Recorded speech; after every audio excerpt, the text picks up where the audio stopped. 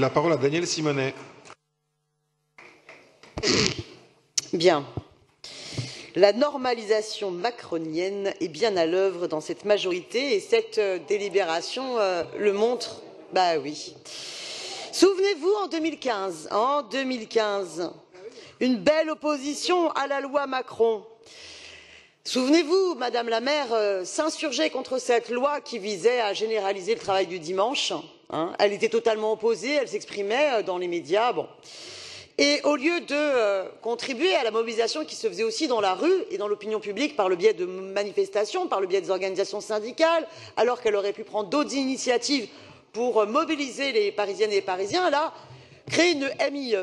Moi, j'avais vraiment le sentiment qu'elle cherchait à temporiser et à gérer des différences qu'il y avait de manière très forte, notamment dans le groupe socialiste à l'époque, pour être honnête. Parce que le groupe communiste et le groupe écologiste étaient opposés à cela. Et il y a eu donc une MIE. Voilà, la MIE a eu lieu, elle a sorti ses conclusions. Certains s'en sont félicités, d'autres grinçaient des dents.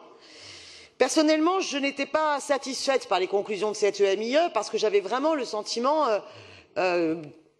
d'une manière de faire croire qu'on avait fait un cadre du débat, mais et se cacher derrière des positions qui n'étaient pas suffisamment claires et tranchées. Et puis, la MIE passée, où en sommes-nous aujourd'hui? Eh bien, finalement, Madame Hidalgo applique à 100% toutes les préconisations de la loi de 2015. Elle fait du macronisme à 100% sur ce sujet-là. Donc, il faut le dire, il faut le dire clairement. Ça ne sert à rien de faire semblant. Et comme d'hab, je suis opposée à cela. D'abord, prenons la question économique. Non, ça ne crée pas d'emploi d'ouvrir le dimanche et d'ouvrir en nocturne. On a au mieux un transfert d'emploi, mais sinon c'est les grandes enseignes qui imposent un emploi précaire et c'est les femmes majoritaires dans ce secteur qui le payent et qui le payent durement. Et par ailleurs, toute création d'emplois précaires dans les grandes enseignes qui ouvrent le dimanche et en nocturne et qui en ont la capacité se solde par des suppressions d'emplois bien plus conséquents et des fermetures de commerces indépendants. Bien.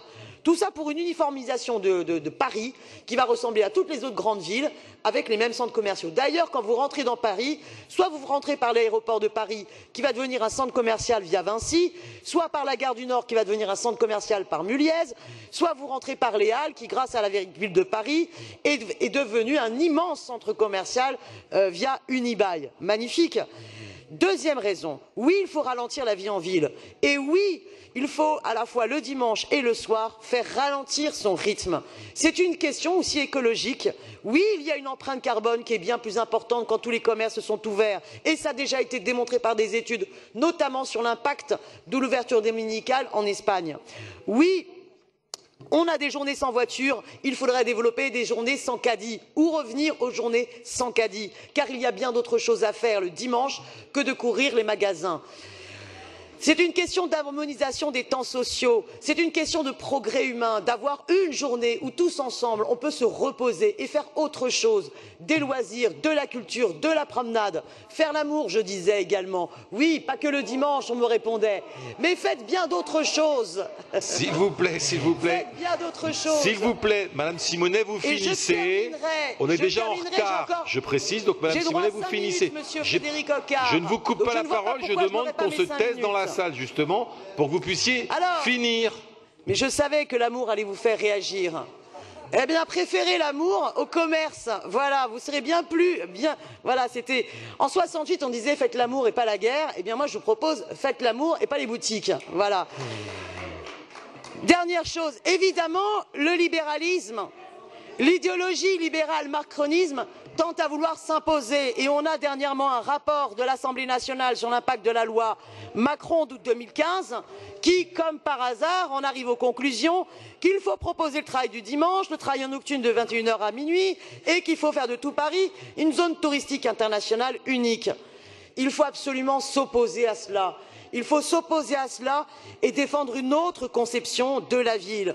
Alors j'ai bien entendu M. Vesperini qui nous rappelle sa jeunesse étudiante où il était contraint de travailler le dimanche et il était bien content d'avoir des boutiques ouvertes.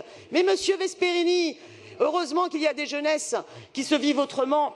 par la lutte pour exiger notamment l'allocation d'autonomie, voilà, pour pouvoir vous émanciper l'ensemble des jeunes étudiants, à la condamnation au travail du dimanche et avec son impact sur l'échec scolaire. Il va falloir conclure, Madame Simonet.